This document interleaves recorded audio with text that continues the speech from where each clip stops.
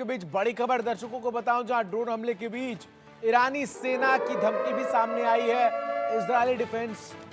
तोड़ने की क्षमता हम रखते हैं, ये ईरान की तरफ से कहा गया है। हम इजराइल का डिफेंस तोड़ सकते हैं, ये दो टूक कहता हुआ ईरान नजर आ रहा है। अत्याचार का पूरा हिसाब होगा, ईरान की तरफ से ये कहा गया है। तो लगातार एक तरफ हिजबुल्ला और इजराइल के बीच जंग जारी है, इजराइल और हमास के बीच जंग जारी है, तो वहीं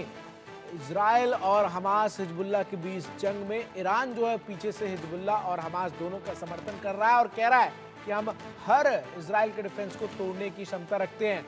कर्नल सोडी, जिस तरीके से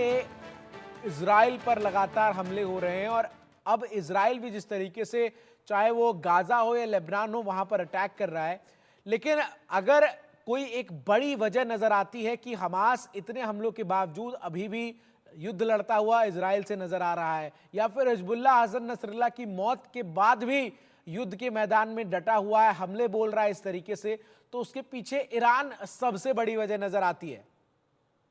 बिल्कुल चंदन जी, आपने सही और सटीक बताया। ये जितने भी मिलिशिया ग्रुप्स हैं जो एक्सिस ऑफ रेजिस्टेंस कहलाते हैं, चाहे हमास हो, हूती हो या हिजबुल्लाह हो,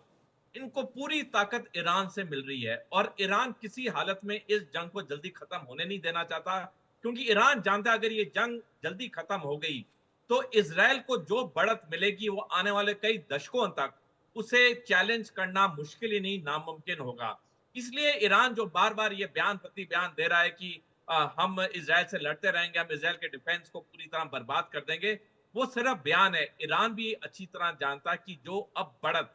इजराइल को मिल चुकी है मिडिल ईस्ट में, उसे काउंटर करना बहुत मुश्किल है। और जैसे जैसे दिन व्यतीत हो रहे हैं, जैसे जैसे इजरायली डिफेंस फोर्सेस को एक के बाद एक सफलता मिल रही है, ये जो एक्सिस ऑफ रेजिस्टेंस है, चाहे हमास हो, हूती हो, हिजबुल्ला हो, इनकी अंदरूनी जो ताकत थी लड़ने की वो आस्ता आस्ता कम हो रही है। इनका जो संगठन है वो आस्ता आस्ता टूट रहा है। और तभी हमने देखा इतने दिन हो गए हैं हसन नसरल्ला की मौत को, लेकिन अभी तक हिजबुल्ला ने हसन नसरल्ला का उत्तराधिकारी को घोषित नहीं किया है, क्योंकि जब तक वो सोचते हैं कि और इसको हम जिसे किया भी था उत्तराधिकारी उसे भी इजराइल डिफेंस फोर्स ने मौत की घाट उतार दिया। बहुत बहुत शुक्रिया कर्नल सोडी आपका समय देने के लिए हमें, और तमाम बातों को दर्शकों तक रखने के लिए, आखिर किस तरीके से युद्ध की स्थिति नजर आ रही है। और अब आगे बढ़ते हुए बात करेंगे किस तरीके से प्रवर्तन निदेशालय की तरफ से लगातार पीएफआई पर एक्शन जारी है।